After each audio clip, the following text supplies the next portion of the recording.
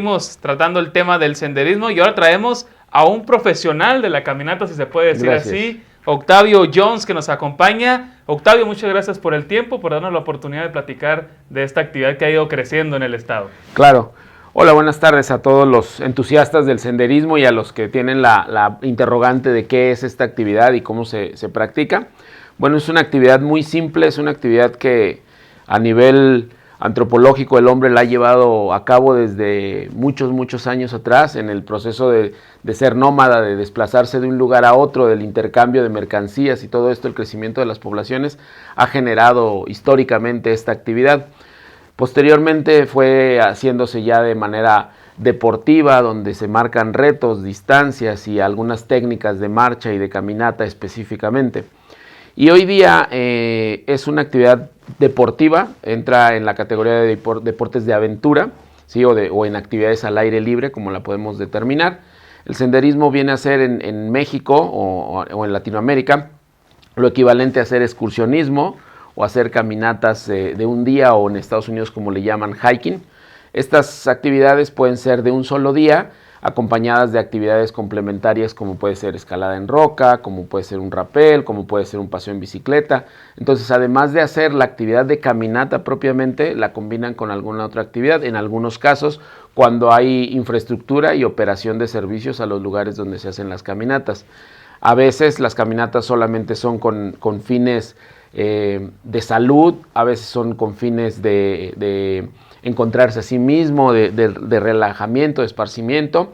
Otras veces son caminatas con el objetivo de llegar a una zona donde hay vestigios arqueológicos, como pueden ser pinturas rupestres, formaciones rocosas, estructuras donde hubo asentamientos humanos antiguos. Y todo esto se va combinando a la parte básica de la cultura y la curiosidad del individuo, ¿no?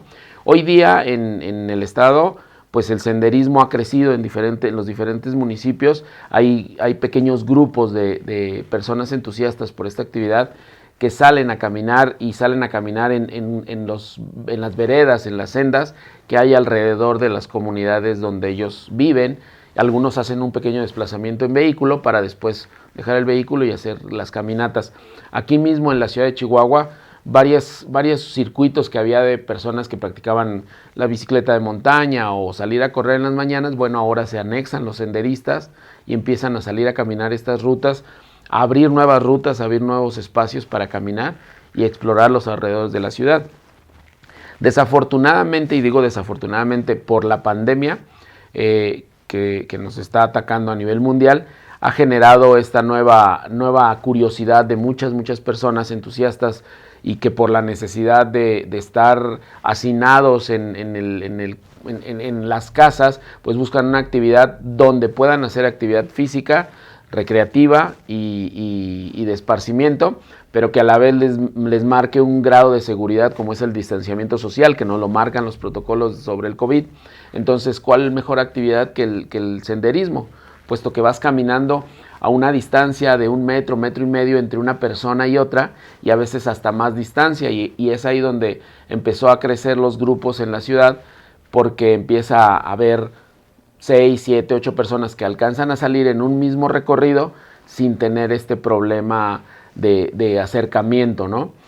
El equipo que se requiere para esta actividad, pues puede ir de lo muy básico a lo muy técnico, pero lo puede practicar cualquier persona porque es muy accesible a todo bolsillo, a toda actividad.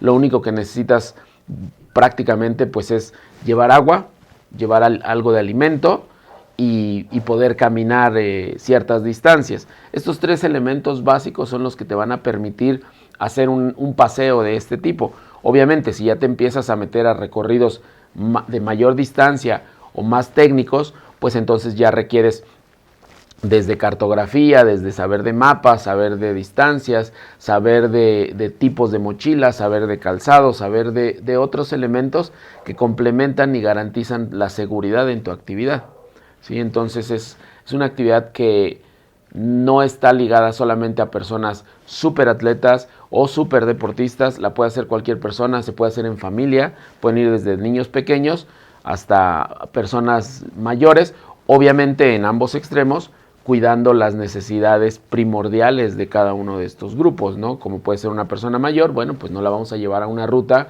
donde la gradiente de inclinación nos dice que es muy pesada, ¿no? Puede ser una caminata alrededor de la presa del Rejón y eso se consideraría senderismo, ¿no? O en los recorridos que son de superficies planas, que la inclinación no va por encima de los 20 grados de inclinación. Lo podría hacer niños, lo pueden hacer adultos mayores que puedan caminar. Y por otro lado, obviamente cuestiones de seguridad dependiendo la época del año, ¿no? En este caso, en el invierno, bueno, pues hay que ir en horarios donde nos permita el sol ayudarnos un poco con el control de la temperatura, llevar ropa adecuada para mantenernos abrigados y en caso de que nuestra excursión se extienda, bueno, pues llevar luminaria, ¿no? Llevar una lámpara de cabeza, una lámpara de mano en caso dado. Me ha tocado ver personas que salen a hacer caminatas y se les hace tarde y a la hora terminan usando el celular como luz. Sí. Ese tipo de detalles no debemos permitirlo si nos queremos dedicar a hacer las actividades de excursionismo. Entonces tenemos que ver principios básicos de seguridad antes de planificar o hacer una salida a campo. Así creamos que es de 1 hora. Esta hora se puede prolongar si nos lastimamos el tobillo, si nos dio más calor del que creíamos que nos iba a dar, entonces caminamos más lento y se puede prolongar, o quizá nos equivocamos de una vereda y dimos una vuelta más amplia. Entonces todo esto lo debemos de planificar antes de salir a los recorridos de senderismo, planificar un recorrido en cuanto a tipo de terreno, kilómetros o distancia que éste tiene, si se conoce el lugar, si la persona con la que vamos conoce el lugar. Si no la conoce, bueno, ahora hay muchas aplicaciones en los teléfonos, en los relojes que nos permiten marcar nuestras rutas y cuando decimos hasta aquí le damos una serie de indicaciones al aparato que estemos utilizando y nos permite regresar por los mismos lugares por donde pasamos anteriormente. Esto hace que no nos perdamos, pero de cualquier manera, yéndonos al senderismo más puro, pues es aquel que nos permite ir por los caminos ya marcados o establecidos sin tener que usar instrumentos de este tipo. Aparte, no en todas las rutas hay señal, se pierde la señal del celular, entonces no hay que confiarnos. Lo ideal sería, bueno, empezar a aprender algunas técnicas ya más avanzadas sobre el senderismo, que van desde técnicas avanzadas, desde aprender primeros auxilios, técnicas de marcha, plan de viaje, navegación y lectura de mapas, alimentos en actividades al aire libre o alimentación en el excursionismo, y todo esto se va complementando hasta formarte en una persona con un grado de experiencia que te permite decir soy profesional en el área. En este caso, tu servidor está certificado ante Sectur en la NOM 09, que es la que certifica a los guías especializados. En este caso yo tengo la certificación en excursionismo, que es el equivalente de esta palabra, senderismo, excursionismo, ¿no? Podemos salir a hacer actividades y agregarle alguna actividad adicional, como es rappel, como es escalada, una cabalgata, un paseo en bicicleta. Por ejemplo, puedes hacer senderismo aquí en Chihuahua, en la ciudad, pero también puede ser senderismo en las inmediaciones de Krill, por ejemplo, en el pueblo mágico. Y puedes recorrer los atractivos naturales e históricos que están alrededor de la localidad y combinarlos. Ya caminé ciertos kilómetros, por así decirlo, de la localidad al lago de Arareco y me regreso en bicicleta o me regreso en un paseo a caballo. Entonces ya estás haciendo una actividad adicional de lo que sería el senderismo, que no propiamente es solo caminar. Y hablando de esta actividad principalmente, el tipo de calzado, tú que eres un profesional de esto, ¿qué tan importante es el calzado? ¿Puedo ir con cualquier tenis a las rutas? En algunas sí se puede ir con cualquier tipo de tenis, pero en otras definitivamente se recomienda un tenis de media bota o un tenis de montaña o de hiking, de actividades de caminata. ¿Por qué? Porque tienen características específicas. El tipo de suela, el tipo de dibujo que tiene la suela nos permite tener una adecuada tracción a la hora de ir caminando.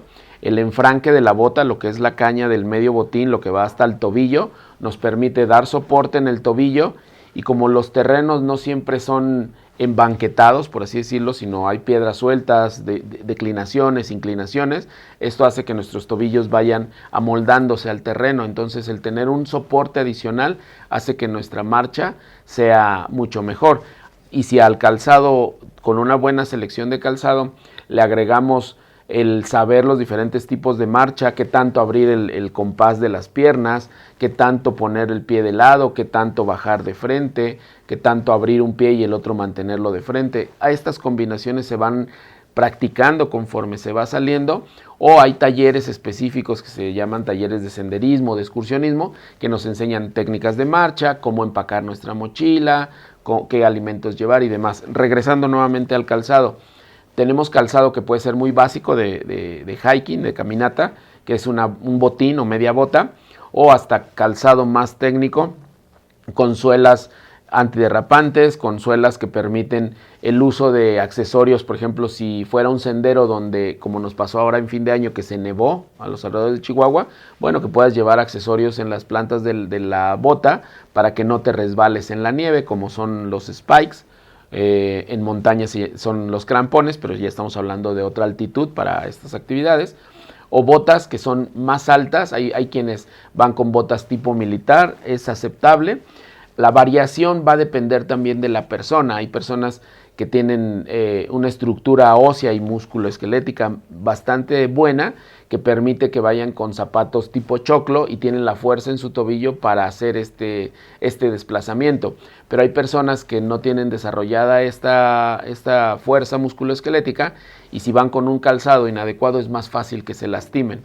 Entonces es buscar la mejor opción. Si al calzado le agregamos una buena elección de calcetas, nos va a permitir tener la combinación perfecta para poder caminar bien y seguro. ¿Por qué? Porque si tú puedes llevar el calzado de la mejor marca, ¿sí?, lo muy técnico que puedes encontrar en el mercado, pero si llevas una elección mala en calcetas, te puedes tener una ampolla, ¿sí?, y te haces una lesión que va desde muy pequeña a más grande, y eso va a incomodar tu paseo y te va a ralentizar y va a hacer este tipo de detalles que pueden ser de algo muy sencillo volverse en algo de seguridad.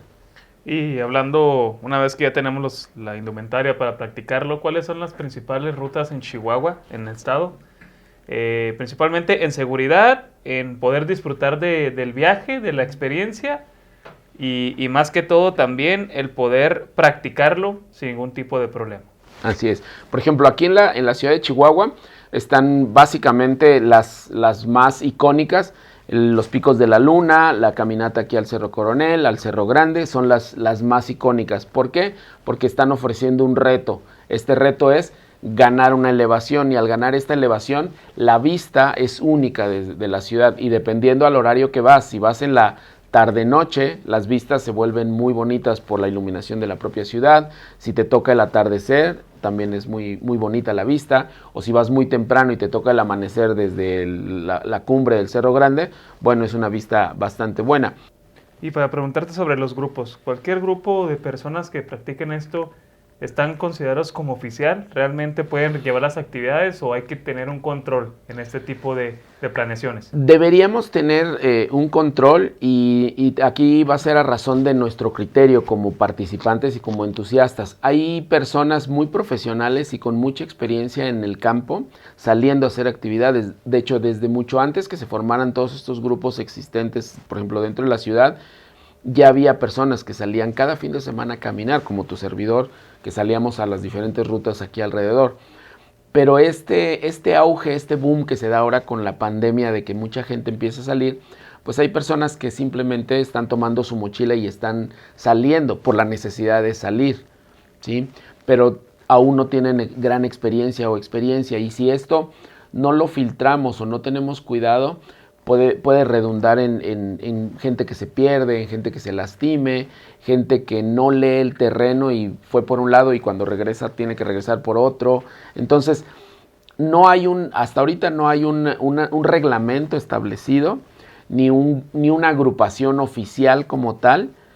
Los grupos van fluyendo conforme las personas van presentando las rutas y se van haciendo confiables con lo que van haciendo, ¿sí? Por ejemplo, hay diferentes personas que tú puedes ver en el Facebook que diariamente suben alguna publicación de que fueron a caminar, de que fueron a hacer, de que fueron a estar con un grupo de gente.